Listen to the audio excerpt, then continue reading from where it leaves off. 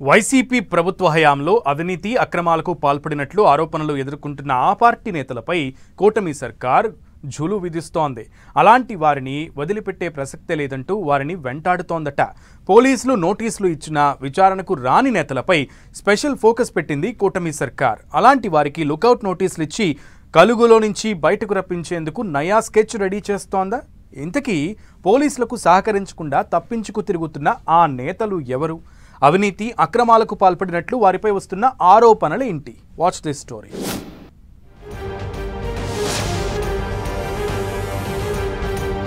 కాకాణి కనిపిస్తే అరెస్టే. కసిరెడ్డి కోసం పోలీసుల వేట.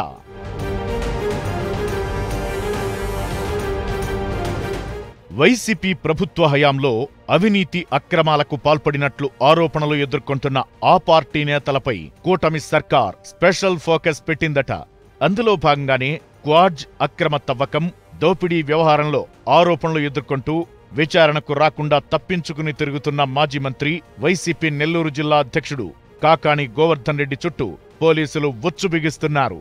విచారణకు హాజరు కాకపోవడంతో ఇక లాభం లేదని ఆయనపై లుకౌట్ నోటీసులు జారీ చేశారట.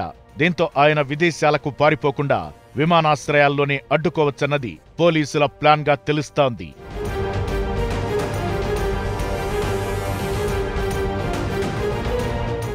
క్వాడ్జ్ అక్రమ తవ్వకాల కేసులో కాకాణిపై కేసు నమోదు కావడం, విచారణకు రావాలని ఎన్నిసార్లు నోటీసులిచ్చినా ఆయన లెక్క చేయడం లేదట.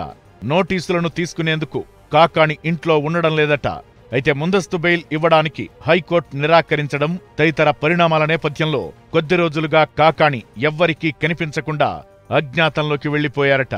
ముఖ్యంగా హైకోర్టు ఆయన బెయిల్ పిటిషన్ను డిస్మిస్ చేయడంతో కాకాణిని అరెస్టు చేసేందుకు పోలీసులు అన్ని ప్రాంతాల్లో విస్తృతంగా గాలిస్తున్నారట. కాకాణి కోసం దాదాపు 7 ప్రత్యేక బృందాలు రంగంలోకి దిగాయని సమాచారం. ఏపీతో పాటు హైదరాబాద్, బెంగళూరు, చెన్నై నగరాల్లో సైతం వేటాడుతున్నట్లు సమాచారం. కాకాణి కనిపిస్తే చాలు వెంటనే అరెస్టు చేసేందుకు పోలీసులు రెడీగా ఉన్నారట.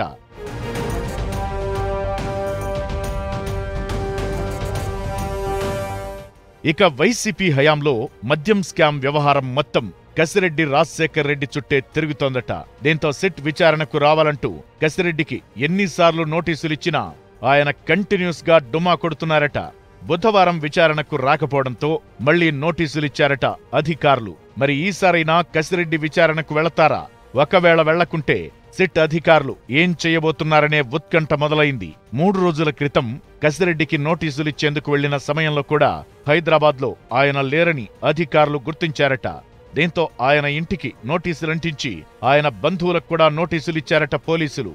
అంతకుముందు 2 సార్లు నోటీసులిచ్చినా కూడా కసిరెడ్డి మాత్రం విచారణకు హాజరు కాకుండా డుమ్మాలు కొడుతున్నారట. వైసీపీ హయాంలో వేల కోట్ల లిక్కర్ అవినీతి జరిగిందని ప్రతిపక్షంలో ఉన్న సమయంలో టీడీపీ ఆరోపించిన సంగతి తెలిసిందే. కూటమి ప్రభుత్వం ఏర్పడిన తరువాత లిక్కర్ స్కాంపై స్కాన్ చేయాల్సిందే అంటూ విచారణకు ఆదేశించింది.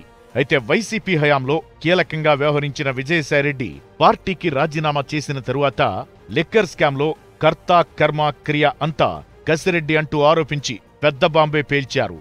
దీంతో అధికారులు కసిరెడ్డి పాత్రపై ఫోకస్ పెట్టి ఆధారాలు సేకరించే పనిలో నిమగ్నమై ఉన్నారట.